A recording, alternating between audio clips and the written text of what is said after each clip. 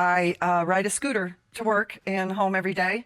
I have a successful flower shop in town, and I enjoy making people smile with my flowers and my creations. I do live in a college town. It's a party town, sir, and they do get a little carried away and out of control from time to time, and that's why I'm here. So, Mr. Montgomery, Mr. Waters, you guys are pranksters, huh? On occasion, we'll pull a prank here and there. Well, what kind of pranks have you pulled? We've done all types of stuff, sir. We've TP'd different fraternities. We've had egg throwing competitions between the fraternities. Even recently, there was something where we took toilets and put it in the front yard of a rival frat. We did. We did. You guys kind of go all the way. Yeah. Okay. It's pretty fun. And we're sophomores at Hickman College. Well, I've heard Hickman can be kind of wild. It is one of the top party schools in the country, but don't worry, we're getting a great education there. We're learning a lot. Good to hear. Yeah. Yes, Your Honor. Have some fun, but get your grades. We That's are the getting the rule. grades, Your Honor. And we were looking forward to Spirit Week. It's known as Prank Week. What's the Yes, week Your Honor. like? So it's a week hosted by the fraternities and sororities to help network students. Okay. We go and have parties, networking events, and also the elaborate, harmless pranks to help bring a community to the school. Yes, sir. So, Ms. Walsh, how did you get hurt in a prank? I was riding along on my scooter, minding my own business through the frat neighborhood like I do every time, and all of a sudden I came crashing into this huge plastic barrier. I just slammed into it. It totally slowed me to almost a stop, and then it flung me back like a slingshot, and I landed violently on my back, and I lay there in a heap for a moment and just tried to compose myself. So you're riding along on your scooter, and out of the blue, you hit a plastic wall. Yes. Your scooter goes flying, you hit the pavement. Yes, Your Honor. I couldn't see it. It was invisible. And I laid there for a moment, and the gentleman over here, they came over and they were helping me up. And they told me they were doing a prank, that they had set up a plastic wrap trying to catch one of their fellow frat rivalries. Okay. Well, they caught me instead. And I was in a lot of emotional shock at the time. And they asked me if I was okay, and they apologized. And I said, yeah, I'm okay. I just want to go home. Yes, ma'am. And like a month later, I was working, and the pain was so excruciating, I could not work anymore. I went to the doctor. The doctor told me I had a herniated disc, and the pain just kept getting worse and worse. I can't get any work done. I've lost major clients because of this, because I can't fulfill their orders anymore.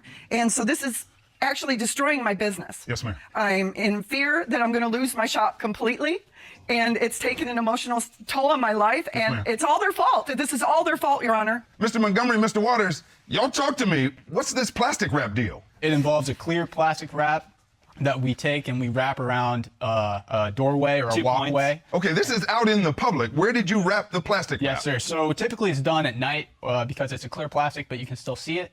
And so you want to have low visibility so you get that surprise factor. We decided to take it up a notch and do it outside. We thought, let's do it a little bigger this time. Yeah. So we stretched it from a tree located in front of the house all the way out to a stop sign located by a curb in front of the house. So we were covering the entire sidewalk on one side.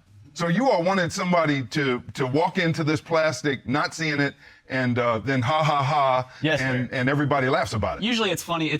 People are covered with plastic wrap. They're confused. They don't know what happened, and they're trying to get it off frantically. So- but it's innocent and it's harmless. So that night, actually, we were setting up and we had a few people come by and they actually ran into it, but they just laughed and shook their heads. Everybody Everybody tried around understood. it. They saw it and they went around it. And this is not the first time we've done this at the college. So this is something that people understand is prank week, and they just mind their business and continue about their day. So we had just finished setting it up when all of a sudden she came speeding down the sidewalk on her scooter and ran right into it.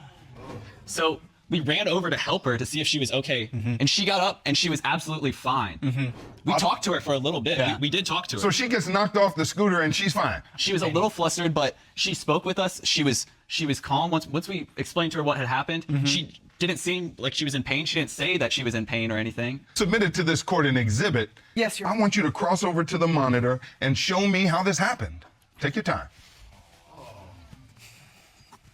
I was proceeding down the sidewalk on my scooter, and I came up on the sidewalk and came all the way up, and bam, just wham, I ran into that plastic wrap right there, and it threw me back violently onto my back. So when you hit that plastic wrap, your scooter kept going and the plastic threw you back onto the sidewalk. It kind of flipped out under it. It hit my face and just flung me back like a slingshot.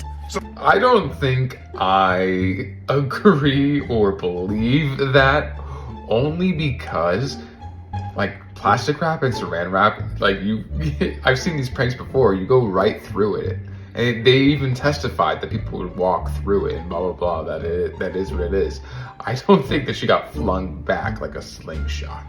Well, these gentlemen come over and help you up. They did. They were very nice. They helped me get up on my feet. They were apologetic. I scolded them. I told them it was a stupid prank, that they shouldn't have done this, that someone was going to get hurt. Scooter or no scooter, someone was going to get hurt with this. Thank you, ma'am. You may return to the podium. Yes, sir. Your Honor, when she fell over and we ran up to help her, we did ask if she was all right. We checked. We did check. We said, "Are you all right?" She was okay. She got up. She was fine. She took a selfie with us. Yeah, we actually ended up laughing and remember just a talking selfie. for a few minutes. And Well, then you all submitted that selfie to the court. We're going to We pull did, it up we here did. on the Yes, plasma sir. screen. Now, Ms. Walsh, you took a selfie.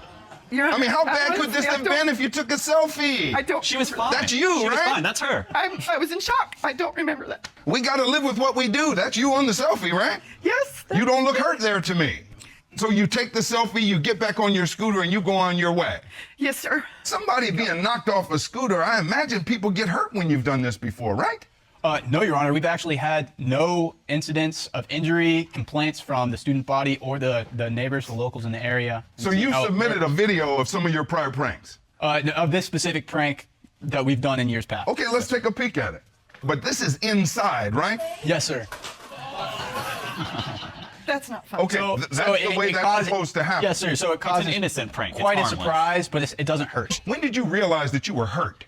It was about a month later, and I went to the doctor, and the doctor told me I had a herniated disc, and I can't lift anything heavy. I have to stay out of work for several months. It could take almost a year for this process to heal. Well, I saw some of the photos that you submitted to the court. Some of those pots might be tough for Sheriff Matt to lift once you fill them with soil in the plants, right? They are extremely heavy. Part of your job's been hampered here. It is my whole livelihood. I saw when you walked over to the plasma screen, you've still got a back brace on. Your back is still bothering you. It affects even my legs down to my feet.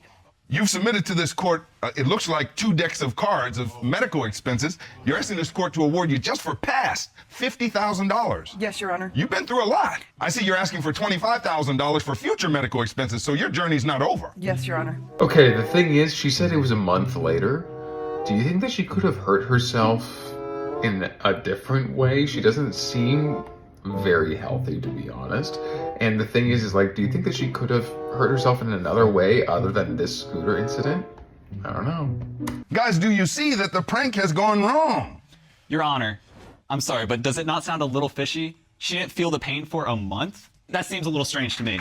That seems a little strange to me. I did feel it. I did feel a slight pain. The delay in time itself doesn't indicate what the nature of the injury is. Sometimes people don't feel it right away. People can be badly injured and figure it out 2, 3, 4, 5 days or weeks later. To better understand the nature of your injuries, this court has consulted orthopedic surgeon Dr. Karen Flood. Sheriff Matt, will you get Dr. Flood? Yes, Your Honor. Hello, Dr. Flood. Hello, Your Honor. Thank you for joining us. Yes. Can you please explain the nature of Miss Walsh's injuries? Yes, Your Honor. Miss Walsh herniated a disc in her lower back and her lumbar spine. And when that happens, the disc material actually pushes out and creates pressure on the nerves that go down the legs. You can see it here in the MRI, the disc material pressing into the nerve roots.